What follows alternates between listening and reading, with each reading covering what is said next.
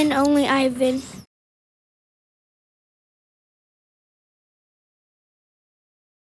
By Miss Bechet. I'm Miss Bechet at Jefferson Elementary, and today we are starting the book, The One and Only Ivan. Hello, I am Ivan. I am a gorilla. It's not as easy as it looks. People call me the freeway gorilla, the ape at exit 8, the one and only Ivan, mighty silverback. The names are mine, but they're not me. I am Ivan, just Ivan, only Ivan. Humans waste words. They toss them like banana peels and leave them to rot. Everyone knows the peels are the best part. I suppose you think gorillas can't understand you. Of course, you also probably think we can't walk upright. Try knuckle walking for an hour. You tell me which way is more fun. I've learned to understand human words over the years, but understanding human speech is not the same as understanding humans. Humans speak too much. They chatter like chimps, crowding the world with their noise, even when they have nothing to say. It took me some time to recognize all those human sounds, to weave words into things, but I was patient. Patient is a useful way to be when you're an ape. Gorillas are as patient as stones. Humans, not so much. I used to be a wild gorilla, and I still look the part. I have a gorilla's shy gaze, a gorilla's sly smile. I wear a snowy saddle of fur, the uniform of a silverback. When the sun warms my back, I cast a gorilla's majestic shadow. In my size, humans see a test of themselves. They hear fighting words on the wind, when all I'm thinking is how the late day sun reminds me of a ripe nectarine. I'm mightier than any human, 400 pounds of pure power. My body looks made for battle. My arms outstretched span taller than the tallest human. My family tree spreads wide as well. I am a great ape, and you are a great ape, and so are chimpanzees and orangutans and bonobos, all of us distant and distrustful cousins. I know this is troubling. I too find it hard to believe that there is a connection across time and space linking me to a race of ill-mannered clowns. Chimps, there's no excuse for them. The Exit 8 Big Top Mall and Video Arcade. I live in a human habitat called the Exit 8 Big Top Mall and Video Arcade. We are conveniently located off of I-95 with shows at 2, 4, and 7, 365 days a year. Mac says that when he answers the trilling phone. Mac works here at the mall. He is the boss. I work here too. I am the gorilla. At the Big Top Mall, a creaky music carousel spins all day, and monkeys and parrots live amid the merchants. In the middle of the mall is a ring with benches where humans can sit on their rumps while they eat soft pretzels. The floor is covered with sawdust made of dead trees. My domain is at one end of the ring. I live here because I am too much gorilla and not enough human. Stella's domain is next to mine. Stella is an elephant. She and Bob, who is a dog, are my dearest friends. As present, I do not have any gorilla friends. My domain is made of thick glass and rusty metal and rough cement.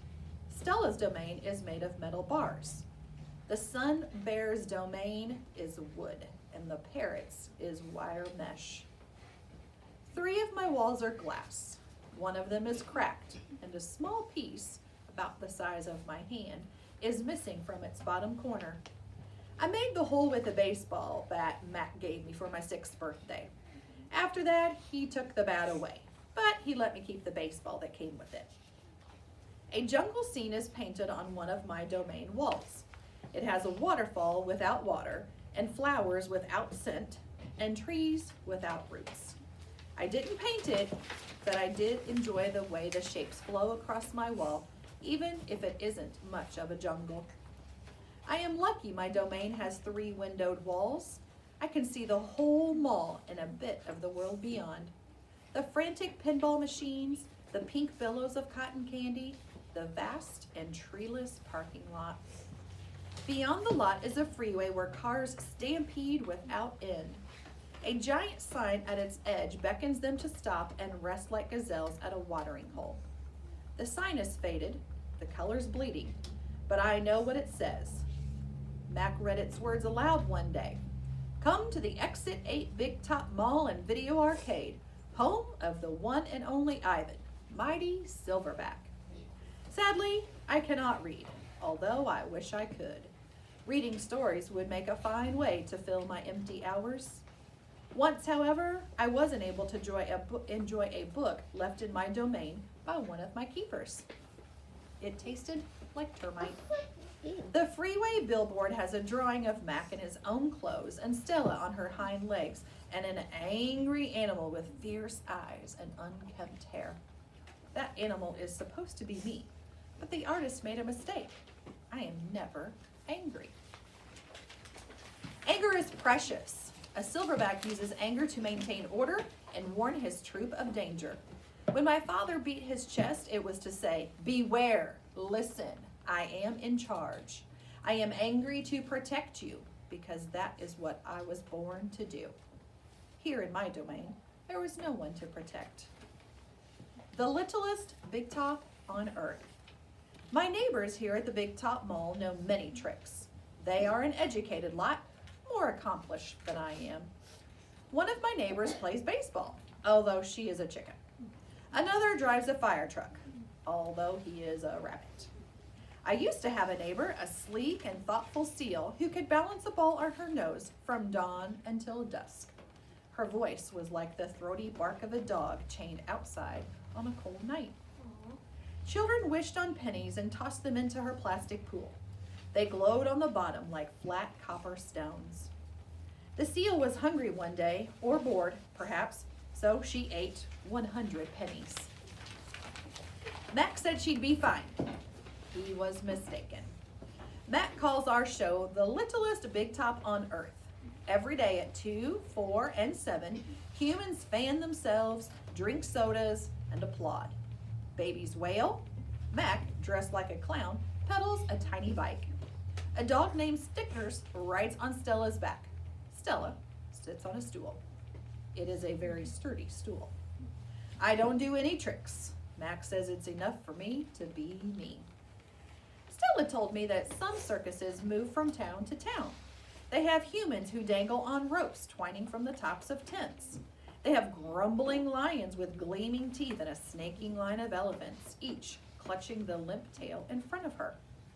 The elephants look far off into the distance so they won't see the humans who want to see them. Our circus doesn't migrate. We sit where we are like an old beast, too tired to push on. After our show, humans forage through the stores. A store is where humans buy things they need to survive. At the Big Top Mall, some stores sell new things like balloons and t-shirts and caps to cover the gleaming heads of humans. Some stores sell old things that smell dusty and damp and long forgotten. All day, I watch humans scurry from store to store.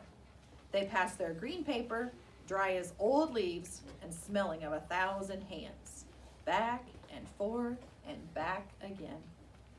They hunt frantically, stalking, pushing, grumbling. Then they leave, clutching bags filled with things, bright things, soft things, big things. But no matter how full the bags, they always come back for more. Humans are clever indeed. They spin pink clouds you can eat. They build domains with flat waterfalls. But they are lousy hunters. Gone. Some animals live privately, unwatched, but that is not my life. My life is flashing lights and pointing fingers and uninvited visitors. Inches away, humans flatten their little hands against the wall of glass that separates us. The glass says you are this and we are that, and that is how it will always be. Humans leave their fingerprints behind, sticky with candy, slick with sweat. Each night a weary man comes to wipe them away. Sometimes I press my nose against the glass. My nose print, like your fingerprint, is the first and last and only one. The man wipes the glass, and then I am gone. Artists. Here in my domain, I do not have much to do. You can only throw so many me-balls at humans before you get bored. A me-ball is made by rolling up dung until it's the size of a small apple, and then letting it dry. I always keep a few on hand. For some reason, my visitors never seem to carry any. In my domain, I have a tire swing, a baseball, a tiny plastic pool filled with dirty water, and even an old TV. I have a stuffed toy gorilla too. Julia, the daughter of the weary man who cleans the mall each night, gave it to me. The gorilla has empty eyes and floppy limbs, but I sleep with it every night. I call it not Tag. Tag was my twin sister's name. Julia is 10 years old. She has hair like black glass and a wide half-moon smile. She and I have a lot in common. We are both great apes, and we are both artists. It was Julia who gave me my first crayon, a stubby blue one, slipped through the broken spot in my glass along with a folded piece of paper. I knew what to do with it. I'd watched Julia draw. When I dragged the crayon across the paper, it left a trail in its wake like a slithering blue snake. Julia's drawings are wild with color and movement. She draws things that aren't real, clouds that smile and cars that swim. She draws until her crayons break and her paper rips. Her pictures are like pieces of a dream. I can't draw dreamy pictures. I never remember my dreams, although I sometimes awaken with my fists clenched and my heart hammering. My drawings seem pale and timid next to Julia's. She draws the ideas in her head. I draw the things in my cage, simple items that fill my days, an apple core, banana peel, a candy wrapper. I often eat my subjects before I draw them. But even though I draw the same things over and over again, I never get bored with my art. When I'm drawing, that's all I think about. I don't think about where I am, about yesterday or tomorrow. I just move my crayons across the paper. Humans don't always seem to recognize what I've drawn. They squint, cock their heads, murmur. I'll draw a banana, a perfectly lovely banana, and they'll say, "It's a yellow airplane," or "It's a duck without wings." That's all right. I'm not drawing for them. I'm drawing for me. Max soon realized that people will pay for a picture made by a gorilla, even if they don't know what it is. Now I draw every day. My work sells for $20 a piece, $25 with a frame, at the gift shop near my domain. If I get tired and need a break, I eat my crayons.